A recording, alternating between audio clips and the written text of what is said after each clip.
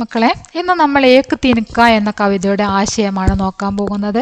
അയോധ്യ സിംഹ ഉപാധ്യായ അരിയൗതാണ് ഏക് തിൻക എന്ന കവിത എഴുതിയിരിക്കുന്നത്. ഏക് സരൾ കവിത ഹെ, ഇതൊരു ലളിതമായ കവിതയാണ്. ഇസ്മേ കവി മനുഷ്യക്ക് ഗമണ്ട് കെ ബാരെ മേ ഗാത്ത ഹെ, ഇതിൽ കവി മനുഷ്യന്റെ അഹങ്കാരത്തെ കുറിച്ചാണ് പറയുന്നത്. ഏക് ദിൻ കവി ചത്ത് കെ മുണ്ടേർ പർ ഗഡേരെ, ഒരു ദിവസം കവി ഈ വീടിന്റെ ടെറസിൽ ഇങ്ങനെ നിൽക്കുകയായിരുന്നു. ഉസി സമയം ഏക് തിൻക ഉഡ്താ ഹുവായ, ആ സമയത്ത് ഒരു പുൽക്കൊടി പറന്നു വന്നു. ഉൻകി ആങ്കോമേ ഗിർപടി, എന്നിട്ട് അദ്ദേഹത്തിന്റെ കണ്ണിൽ വീണു. ആങ്കമേം പീഡ ഹോനലകി, കണ്ണിന് വേദന ഉണ്ടാവാൻ തുടങ്ങി. ആ റാങ്ക് ലാൽ ഹോഗയി, കണ്ണ് ചുമന്നു.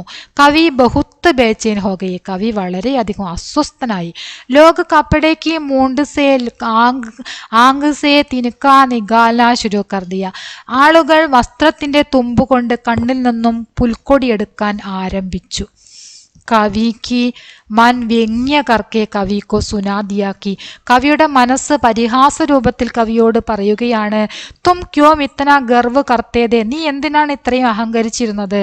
തുമാരാ ഗർവ് ദൂർ കർണേ കെ ലിയെ തോ ചോട്ടാ സാ തിൻക കാഫി ഹെ, നിന്റെ ഈ അഹങ്കാരം ഇല്ലാതാക്കാൻ ഒരു ചെറിയ പുൽക്കൊടി തന്നെ ധാരാളമാണ്. പിന്നെ എന്തിനാണ് നീ അഹങ്കാരം കാട്ടിയത് എന്ന് കവിയുടെ മനസ്സ് കവിയോട് ചോദിക്കുകയാണ്.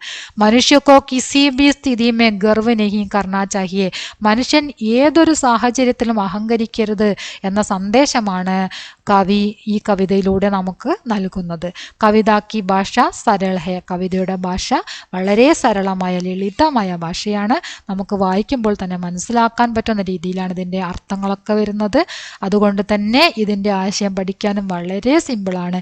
എല്ലാവരും ഏക് തിൻക എന്ന കവിതയുടെ ആശയം പഠിക്കുക, ക്ലാസ് കാണുക, നിങ്ങളുടെ അഭിപ്രായങ്ങൾ തീർച്ചയായിട്ടും അറിയിക്കുക. ഓക്കെ.